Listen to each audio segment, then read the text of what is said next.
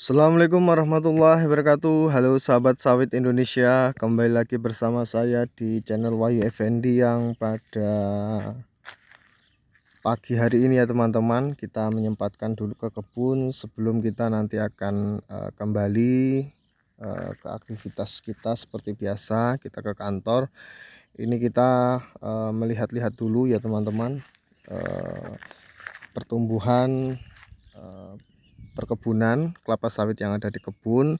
Dan alhamdulillah di umur yang masuk ke 34 bulan ini alhamdulillah sudah beberapa kali ya teman-teman kita laksanakan pemanenan alhamdulillahnya. Dan nanti beberapa minggu yang akan datang mungkin kita akan kembali menerapkan pemupukan lagi ya teman-teman, karena memang tujuan kita untuk meningkatkan produktivitas terutama di pembuahannya dan yang nyata di batang tanaman kelapa sawit agar bisa membesar yang nyata ya teman-teman, tidak hanya buahnya saja dan daun juga penting. Jadi seperti itu, bisa dilihat ya teman-teman dari sini. Ini kisaran umur 34 bulan pasca tanam. Dulu kelihatan dari sini sangat kecil karena sudah hampir menginjak 3 tahun ya teman-teman. Ini kurang lebihnya 3 tahun, ya kurang 2 bulan lagi lah, 36 bulan kan 3 tahun. Dan ini sudah mulai bagus di areal sini, tetapi di areal-areal tertentu juga masih jadi bahan evaluasi atau PR kita ya teman-teman. Di areal-areal yang mungkin masih belum di umur yang ke 34 bulan ini pasca tanam, pertumbuhan perkembangannya belum efektif. Karena ya seperti ini, kita memanfaatkan lahan yang dulunya bekas eks tambang dan kita olah atau kita rubah menjadi lahan perkebunan kelapa sawit yang memang memerlukan waktu juga ya teman-teman, dalam hal proses dari lahan yang tidur dulunya kita manfaatkan untuk lahan produktif, dan itu pasti memerlukan sekali perawatan yang ekstra, apalagi di lahan-lahan yang seperti ini. Nah, khususnya lahan eks tambang yang sudah lama tidur dan kita manfaatkan lagi untuk produktivitas perkebunan sampai di ujung sana ya teman-teman. Kita di ujung sini. Nah, memang di areal sini masih jadi evaluasi kita, PR kita, karena di areal sini harus ekstra pemberian perawatannya ya teman-teman yang nyata di areal sini. Tapi ini sudah mulai membaik lah, artinya sudah tanaman kelapa sawit berangsur-angsur membaik karena kita terus melaksanakan upaya perawatan, baik itu kita menggunakan pemupukan kompos dan serta pemupukan kimia. Kalau di areal situ sudah bagus ya teman-teman. Di areal situ tuh, di areal situ sudah kita panen juga sebagian, di khususnya di areal samping. Nah, di areal situ. Kalau di areal sini belum, karena kondisi tanaman kelapa sawit juga belum maksimal di areal sini, karena ya seperti ini kondisi lahannya. Masih kita upayakan, kita perbaiki betul-betul ya teman-teman, meskipun prosesnya juga lama, tapi tidak apa-apa, karena di sekarang untuk membeli lahan yang dengan area luas juga memerlukan budget yang lumayan ya teman-teman per hektarnya.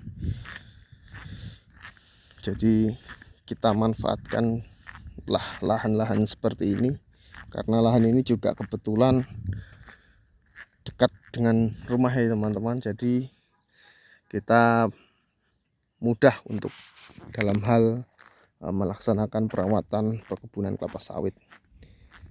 Jadi seperti itu. Apabila lahan kita dengan tempat tinggal kita dekat, itu akan mempermudah yang nyata ya teman-teman, akan mempermudah.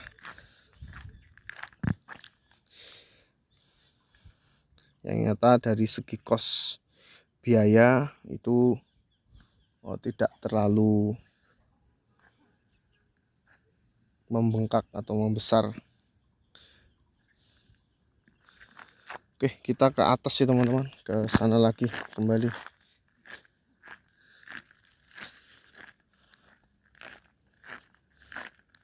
Kalau di areal sana sudah cukup bagus, sama di areal samping sini, situ.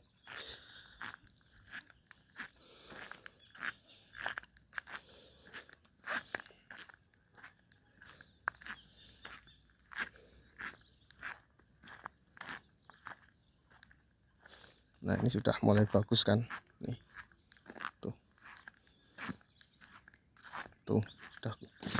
sudah berbuah juga tuh.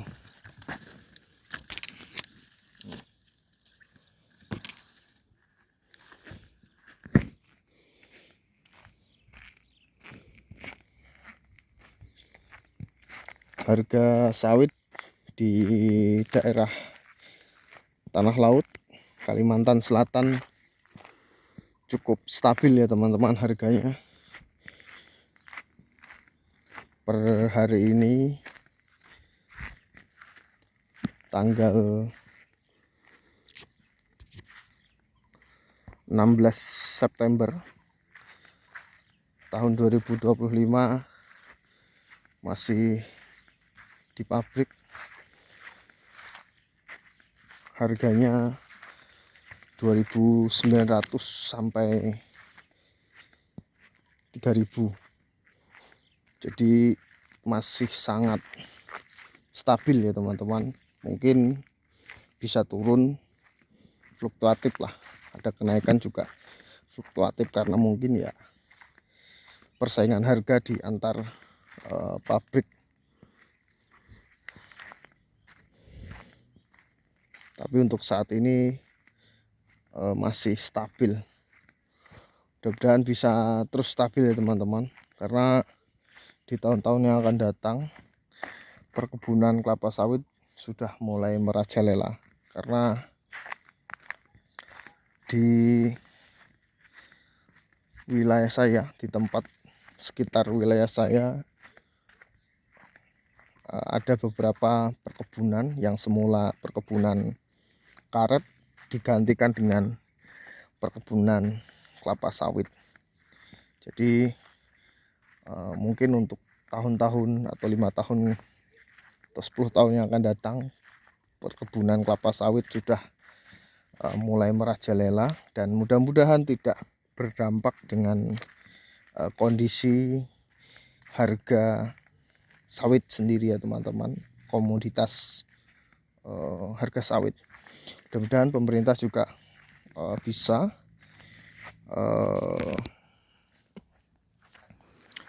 yang nyata mengolah produk-produk olahan dari kelapa sawit semakin banyak, agar kondisi harga sawit khususnya tandan buah segar atau TBS-nya bisa ya paling tidak stabil, atau jika naik juga alhamdulillah ya teman-teman. Kan tetapi di media-media artinya Indonesia menjadi produsen kelapa sawit terbesar di dunia ya teman-teman, dan sudah mulai bekerja sama olahan sawit sudah mulai diekspor ke Uni Eropa, dan sudah terjadi kerjasamanya ya teman-teman. Itu di media-media juga dan di berita-berita sudah mulai banyak tersebar. Jadi untuk harga mudah-mudahan tidak cenderung turun ya teman-teman, turun tapi tetap stabil, tidak masalah, karena itu nanti akan mempengaruhi dampak produktivitas perkebunan kelapa sawit yang ada di Indonesia, khususnya untuk petani kelapa sawit, karena memang kelapa sawit memerlukan sekali pemupukan. Nah, pemupukan itu juga tergantung dengan kondisi harga sawit TPS-nya ya teman-teman. Jika TPS-nya stabil atau cenderung tinggi, kita petani sawit juga bisa merawat perkebunan kita dengan baik, terutama untuk membelikan pemupukannya, dan hasilnya nanti produktivitas dari perkebunan kelapa sawit dari seluruh petani-petani yang ada di Indonesia maupun perusahaan-perusahaan korporasi perkebunan kelapa sawit di Indonesia juga produktivitasnya akan jauh tinggi. Tapi juga kita perlu memperhatikan juga ya teman-teman, yang nyata jangan sampai perkebunan kelapa sawit juga membabat areal hutan. Nah, itu jadi pertimbangan juga seharusnya bagi pemerintahan, khususnya pemerintahan Presiden Prabowo Subianto.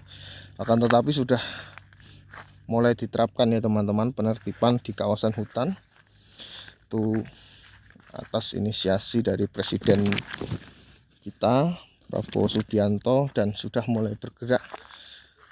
Itu tindak lanjut dari upaya pemerintah untuk menertibkan kawasan hutan yang seharusnya dijadikan konservasi untuk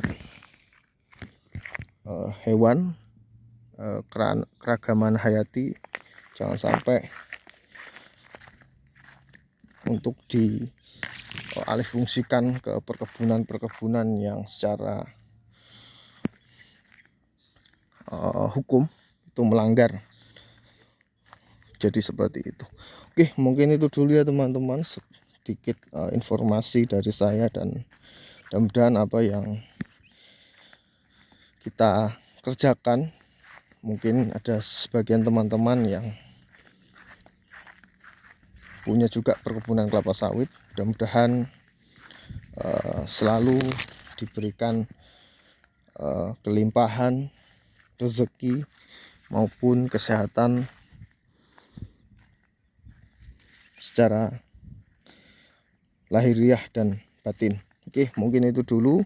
Apabila ada saran terkait bidang perkebunan kelapa sawit, monggo di komen ya teman-teman.